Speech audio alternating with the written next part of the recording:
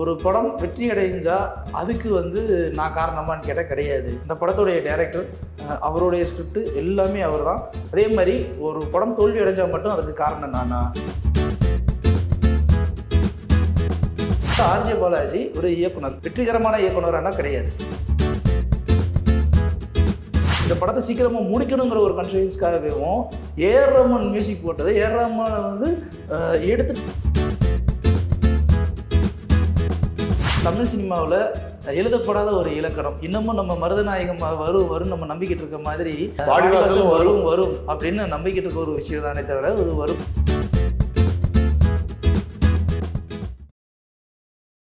வணக்கம். இன்றைய சந்திப்பில் நம்முடன் இணைந்திருப்பவர் சினிமா விமர்சகர் உசிலை சிவபாலன் அவர்கள். வணக்கம். வணக்கம். இன்று சூர்யா அவரோட பிறந்தநாளை முன்னிட்டு கருப்பு படத்தோட டீசர் வெளிவந்திருக்கு. அது பார்த்தா ஒரு வித்தியாசமா இருக்கு. அதில் ஏதோ இந்த மாசாணியம்மன் அந்த இதில் பேசிகிட்டே இருக்காங்க. ஒரு ஆக்ஷன் இது இருக்குது படத்தில். என்ன மாதிரி நீங்கள் பார்த்துருக்கீங்க, எப்படி நினைக்கிறீங்க அதை? நானும் அதை பார்த்தேன் சார். அதில் சூர்யாவுடைய ஒரு லுக்கு இருக்கு இல்லையா, மற்ற படங்களில் வந்த லுக்கோட சூர்யாவுடைய லுக்கு இதில் கான்டாக்ட் லென்ஸு, அதே மாதிரி கஜினி படத்தில் அந்த வாட்டர் மெலன் வச்சுட்டு பண்ணுற ஷார்ட்ஸு, தேவர்மன் படத்தில் ஒரு மாதிரி அவ்வளோ பெரிய அருவாள் அப்படி பின்னாடி வச்சுக்கிட்டு நிற்கிறது, ஒரு ஃபேண்டஸியாக ஒரு ரெண்டு விஷயம். என் பேர் சரவணன், எனக்கு இன்னொரு பேர் இருக்குன்னா அதுக்குள்ளேயே அவர் அவரோட ஒரிஜினல் பேரே சரவணன்கிறதையும். ஆமாம் ஆமாம். இன்னொரு சிம்பாலிக்காக இன்னொரு விஷயம் இருக்குது. நான் இது அடி பலத்தடியா அப்படிங்கிறது மாதிரி. ஆமாம், நிறைய அடி வாங்கிட்டார்ல சமீபத்திய படங்களுடைய அடிகள். சார் அவருடைய ரோலில் எங்கேயுமே குறைவாக இருக்கிற மாதிரி நமக்கு தெரியாது. மேபி அவர் குடும்பத்தை சார்ந்த தயாரிப்பு நிறுவனங்கள் அந்த படத்தை எடுத்ததுனால அந்த மாதிரி ஒரு கெட்ட பெயர். அதே மாதிரி அவர் எங்கேயுமே அதிகமாக போய் நின்று பேசலை.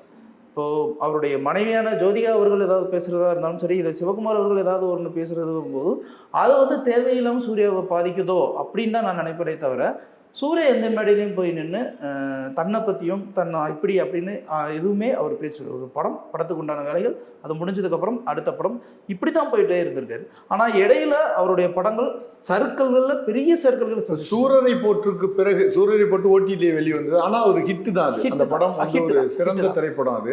அதுக்கு பிறகு ஜெய்பீமும் ஒரு மிகப்பெரிய பேர் வாங்கி கொடுத்தது அவருக்கு. அதுக்கு பிறகு வந்த 1-2 படங்கள் சரியான ஒரு இது கொடுக்கல அவருக்கு. ஏன்னா சூர்யா கிட்ட இருந்து ஒரு பெரிய சூர்யா படங்கள் எப்பவுமே 2 விஷயத்தை ஆக்கிரமிக்கும். முதல் விஷயம் குடும்பம். சூர்யா படமா நம்பி குடும்பத்தோட வரலாம் அப்படிங்கிற அந்த முதல் விஷயம்.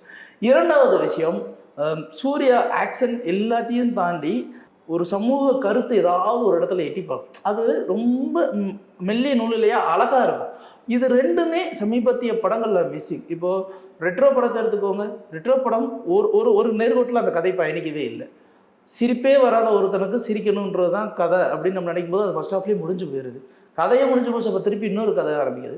கங்குவா எனக்கு தெரிந்து கிட்டத்தட்ட ஒரு 5 விதமான குடில்கள், அதுக்கு இடையில ஒரு வாழ்க்கை, அதில் இருக்கிற ஒரு பிரச்சனை, கிட்டத்தட்ட நிகழ்காலத்தையும் இறந்த காலத்தையும் கனெக்ட் பண்ணுறதுக்கான ஒரு கான்செப்ட் அப்படிங்கிற அந்த ஒரு விஷயத்தை கதையோட மையப்புள்ளிக்குள்ளேயே போகாமல் கதையை எங்கெங்கேயே பில்டப் பண்ணி அது தோக்கடிச்சிட்டாங்க.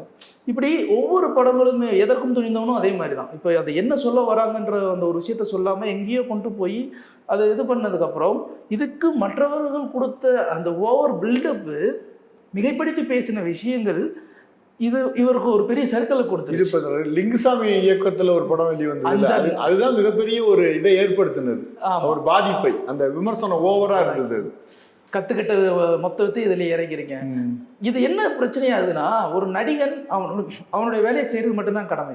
பழைய அஜித் இன்டர்வியூ பார்த்தீங்கன்னா அதில் ஒரு விஷயம் தெளிவாக சொல்லியிருப்பார். ஒரு படம் வெற்றி அடைஞ்சா அதுக்கு நான் காரணமான்னு கேட்டால் கிடையாது. இந்த படத்துடைய டைரக்டர், அவருடைய ஸ்கிரிப்ட் எல்லாமே அவர் தான். அதுக்கப்புறம் அது டீம் ஒர்க்கு. அதே மாதிரி ஒரு படம் தோல்வி அடைஞ்சால் மட்டும் அதுக்கு காரணம் நான் கிடையாது. அதுக்கு காரணமும் அதே டைரக்டர், அதே டீம், அதோட டீம் எஃபர்ட். இதுதான் தனிப்பட்ட முறையில் யாரையுமே குறை சொல்ல முடியாது. அப்படி உங்களுக்கு ப்ராஜெக்ட் செட் ஆகுனா நீங்கள் கனெக்ட் பண்ணாமல் போயிருக்கலாம் அப்படின்னு ஒரு பழைய இன்டர்வியூவில் அவ்வளோ போல்டாக பேசியிருப்பார். இப்போது இதில் எங்கேன்னா சூர்யா எங்கேயுமே அதை வெளியில் சொல்ல முடியாத ஒரு இடத்துல இருக்கிறார். காரணம், சுற்றி எடுத்தவங்க எல்லாருமே அவருடைய உறவுகளை சார்ந்தவர்கள். இப்போ வாடிவாசல் மட்டும்தான் தானு சார் கிட்ட போன ப்ராஜெக்ட். மற்ற ப்ராஜெக்ட் எல்லாமே ட்ரீம் வாரியர்ஸாக இருக்கட்டும், 2Dயாக இருக்கட்டும், ஸ்டுடியோ கிரீன் இந்த மாதிரியே தான் உள்ளே வந்துச்சே தவிர இதை தாண்டி வெளியில் போகலை. அதனால தான் இவருக்கு ஒரு பெரிய சர்க்கிள். அதனால தான் இந்த வார்த்தை இனிமேல் விழுது அடி பெரிய அடின்னு. இந்த கருப்பு வந்து இவரோட கேரியரில் ஒரு வித்தியாசமான படமாக இருக்குமா? ஏன்னா இந்த பேக்ட்ராப்பில் அவர் அதிகமாக நடித்தது மாதிரி தெரியல. கருப்பு வந்து ஒரு 3 விஷயத்தை எனக்கு தெரிஞ்ச ஆலுஜோ பாலாஜி கையில் எடுத்துருவார் சார். முதல் விஷயம், ஒரு கருத்து ஏதாவது ஒன்று இருக்கும். சமூகத்தில் நடக்கிற ஒரு அவ்வளோமான ஒரு விஷயத்த அவர் அர்ஜவாக இருந்த காலத்துலேருந்தே அதை எவ்வளோக்கு எவ்வளோ காமெடியாக சொல்லணுமோ அவர் சொல்லத்தான் முயற்சி பண்ணியிருப்பார். இது சூர்யாவுக்காக அப்படின்னும் போது மாஸ் என்டர்டைன்மெண்ட் வேல்யூ இருக்கணும் அப்படின்றதுக்காக சில பொழுதுபோக்கு அம்சங்களையும் வணிக ரீதியான சில விஷயங்களும் அதில் திணிக்கப்பட்டிருக்கும். அதுக்கு ஒன்றும் பண்ண முடியாது. இது ஆர்ஜே பாலாஜியோடைய முதல் இது. ரெண்டாவது வந்து அந்த படத்தில் வந்து குடும்ப பாங்கான ஒரு சூர்யாவுக்கும் அதே தான். ஸோ இதுவும் இருக்குது. மூன்றாவது என்னென்னா அவருடைய தோற்றத்தை அவர் மாற்றிருக்காரு. மௌனம் பேசியதே ஏரியில் அந்த கான்டாக்ட் லென்ஸ் வச்சுட்டு வருவார் ரொம்ப சைலண்ட்டாக. அதுக்கப்புறம் எனக்கு தெரிஞ்சு சூர்யா இதில் தான் அந்த கான்டாக்ட் லென்ஸ் வச்சுட்டு அந்த லுக்கு எல்லாத்தையும் கொஞ்சம் மாற்றிட்டு அவர் பேசுகிறதுமே ஒரு அட்வொகேட்டாக ஒரு ரோலு, இன்னொரு கருப்புசாமியில் வந்து ஒரு இது மாதிரி வந்து காவல் தெய்வம் மாதிரி ஒரு ரோலு, எல்லாமே ரெண்டையுமே மிக்ஸ் பண்ணி வந்திருக்கு. கண்டிப்பாக சூர்யாவுடைய ரசிகர்களுக்கு ஒரு மிகப்பெரிய ஒரு எதிர்பார்ப்பாக தான் கொடுக்கும். அஸ்வல் சூர்யாவுக்கு ஒரு வெற்றி அப்படிங்கிறது பொதுவாக ஒரு நல்ல நடிகர்ப்பா, ஒரு வெற்றி கொடுக்க முடியுமா தடுமாறுறப்பா அப்படிங்கிற அந்த ஒரு வார்த்தை இருக்கு இல்லையா, அது யாராவது ஒரு சில நடிகர்களுக்கு தான் அது அமையும். இப்போ தமிழ்நாட்டில் வந்து நிறைய பேர் சொல்கிற ஒரு வார்த்தை என்னென்னா, சூர்யா ஒரு நல்ல நடிகர்ப்பா, ஏன் ஓட மாட்டேங்குன்னு தெரியலப்பா அப்படின்வாங்களே. ஸோ அந்த மாதிரியான ஒரு விஷயம். ஸோ எப்படி இருந்தாலும் சூர்யாவுக்கு இந்த படம் வந்து ஒரு பெரிய மாற்றத்தை கொடுக்கும்னு நம்பலாம். இப்போ இதுக்கு முன்னாடி வந்த ஒரு 3 மாதம் 4 மாதங்களுக்கு முன்னாடி ஷூட்டிங் டயத்தில் வந்து இயக்குனருக்கும் இதுக்கும் தயாரிப்பு தரப்புக்கும் சரியில்லை, இயக்குனருக்கும் சூர்யாவுக்கும் கொஞ்சம் முரண்பாடுகள், இது மாதிரியான செய்திலாம் வெளிவந்தது. அதெல்லாம் உண்மையா என்னங்கிறது தெரியல. நாங்கள் கேள்விப்பட்ட வரைக்கும் அது கிட்டத்தட்ட உண்மை தான் சார். உண்மை அப்படிங்கிறதுக்கு ஒரு 3 அடிப்படை காரணமாக அதில் சொல்லப்படுது. என்னென்னா, சமீபத்திய படங்கள் சரியாக போகலை அப்படிங்கிற அந்த ஒரு அனாலிசிஸில் இந்த படத்துக்கு பட்ஜெட்டை கொஞ்சம் கன்ஸ்ட்ரெயின் பண்ணி பண்ணலாம் அப்படின்ற ஒரே காரணத்துக்காக தான் முழுக்க லோக்கல்லே ஷூட் வைக்கலாம் அப்படின்னு சொல்லி பொள்ளாச்சிங்கிறது அவங்களுக்கு வந்து ரொம்ப பழக்கப்பட்ட இடம் வேறு. ஸோ அங்கேயே வச்சு எல்லாத்தையும் பண்ணிடலாம் அப்படிங்கிற அந்த ஒரு முதல் காரணம். ரெண்டாவது வந்து ஆர்ஜே பாலாஜி ஒரு இயக்குனர், வெற்றிகரமான இயக்குனரானா கிடையாது. அவர் ஒரு இயக்குனர், அவர் பிரபலமான ஒரு நடிகரும் கூட. ஒரு வெற்றிகரமான இயக்குனர்னா அது கிடையாது. எல்கேஜிக்கு ஒரு முதல் படம் மட்டும்தான் வெற்றி, அடுத்து மூக்குத்தி அம்மன் பெரிய வெற்றியெல்லாம் கிடையாது. ஸோ பிகே படத்தை இது பண்ணியிருக்காரு. இப்போ இவர் வந்து அடுத்து ஒரு விஷயத்தை வந்து கேட்குறாரு. இப்போ அவர் ஒரு விஷயத்தை கேட்குறாரு அப்படின்னும் போது அந்த அளவுக்கு நம்பி கொடுக்கலாமா அப்படிங்கிற ஒரு தயக்கம் தயாரிப்பு நிறுவனத்தால் கண்டிப்பாக உண்டு. அந்த தயாரிப்பு நிறுவனம் ஒரு தயக்கம், இது அது மட்டும் காரணமாக இல்லாமல் சூர்யாவுக்கு சமீபத்திய பிரம்மாண்டமான படங்கள் பெருசாக போகலை அப்படின்னும் போது பட்ஜெட்டையும் கொஞ்சம் கம்மி பண்ணி பண்ணலாம் அப்படின்னும் போது இங்கே மறுபடியும் இவர் ஒரு இயக்குனர் அப்படின்னும் போது இவருக்கு தேவையான சில விஷயங்கள் கரெக்டாக தயாரிப்பு தரப்புலேருந்து கொடுக்கப்படலை. அதனால் அவர் நிறைய கோச்சுக்கிறாரு. இப்போ அவர் கோச்சுக்கிட்டதுமே பார்த்தீங்கன்னா அது நம்ம இந்த டீசரில் நல்ல உன்னிப்பாக கவனிச்சோம்னா தெரியும். இதுலேயே வந்து சூர்யா அப்படின்ன ஒரு மிகப்பெரிய ஆளுமை நம்பி தான் மற்ற தயாரிப்பு நிறுவனங்களும் இருக்குது. அப்போது இது ஆட்டோமேட்டிக்காக அவர் காதுக்கு போகும்போது சூர்யாவுக்கும் ஆர்ஜே பாலாஜிக்குமே ஒரு சின்ன ஒரு மனஸ்தாபங்கள் இருக்கு. அது எல்லா இயக்குனருக்கும் ஸ்டார்ட் ஆகும்போது ஒரு மாதிரி இருக்கும், ஒரு படம் முடியும் போது ஒரு மாதிரி இருக்கும். இது எங்கேயாவது மத்தியஸ்தம் பண்ணி கொடுக்கறதுக்குன்னு ஒரு கூட்டம் வரும். ஸோ இது மூணுமே அங்கங்கே நிற்கிறதுனால இடையில நிறைய பிரச்சனைகள். அப்புறம் வந்து இந்த படத்தை சீக்கிரமாக முடிக்கணுங்கிற ஒரு கன்சென்ஸ்க்காகவும் ஏஆர் ரஹ்மான் மியூசிக் போட்டது. ஏஆர் ரஹ்மான் வந்து எடுத்துட்டு அதுக்கப்புறம் சாயா பயங்கரை வந்து மியூசிக் உள்ள போட வச்சாங்க. ஏன்னா சீக்கிரமாக முடிக்கணும், டப்புன்னு முடிக்கணும், நிறைய இது இருக்குது அப்படிங்கிறதுனாலையும் இவ்வளோ மாற்றங்கள் உள்ள நடந்துச்சு. ஸோ இதெல்லாம் எங்களுக்கு தெரிஞ்சு கிட்டத்தட்ட உண்மை தான் சார். இது எல்லாமே வந்து படத்தோடைய வெற்றிக்கு வித்திடும் விஷயமாக இருந்தால் நல்லது.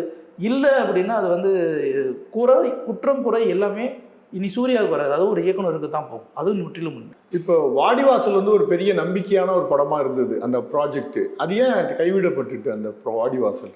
சார் அது இரண்டு காரணங்கள் சார். 2 காரணத்தில் முதல் காரணம் என்னென்னா, வெற்றிமாறன் வந்து விடுதலை முடித்த உடனே ஆரம்பிக்கிற ஐடியாவில் இருந்தாங்க. அப்புறம் அங்கே எங்கேன்னு போய் இப்போ விடுதலை 2 வந்து ஒரு பெரிய ப்ராஜெக்ட் ஆகிடுச்சு.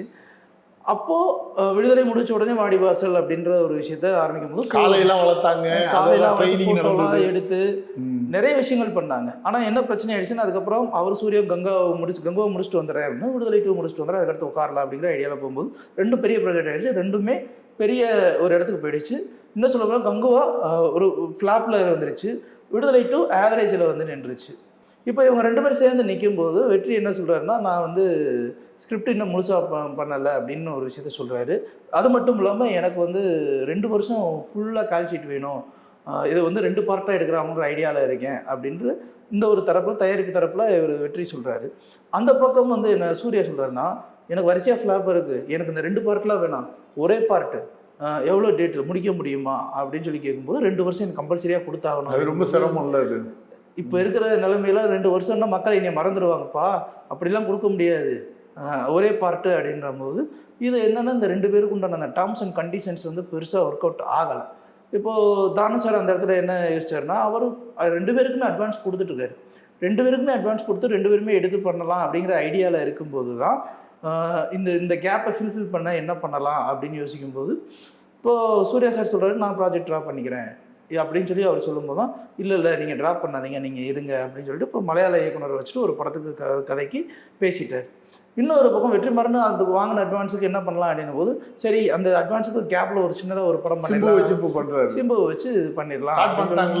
ஆமாம், இப்போ அது ஆல்ரெடி எல்லாமே முடிஞ்சு 2 கெட்டப்பில் போய்கிட்டு இருக்கு.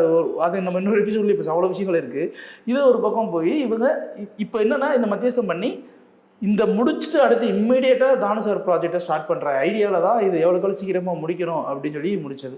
வாடி வாசலுக்கு வந்து அந்த வெற்றிமாறன் ஒரு அறிக்கையில் இருக்கும்போது அது டெக்னிக்கலாக வந்து கொஞ்சம் நிறைய வேலைகள் இருக்குது, அதையெல்லாம் இது அனிமேஷன் எல்லாமே பண்ணணும், அதுக்காக நிறைய வேலைகள் இருக்குது அப்படின்னு ஒரு விஷயத்த அவர் சொல்கிறாரு.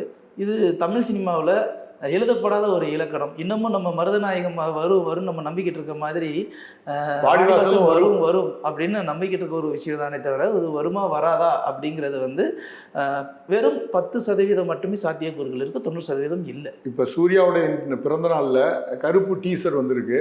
இந்த கருப்பு படம் அவருக்கு எவ்வளோ முக்கியத்துவம் வாய்ந்த படமாக இருக்கும்? அது ஏதாச்சும் எதிர்பார்ப்புகள் இருக்கா?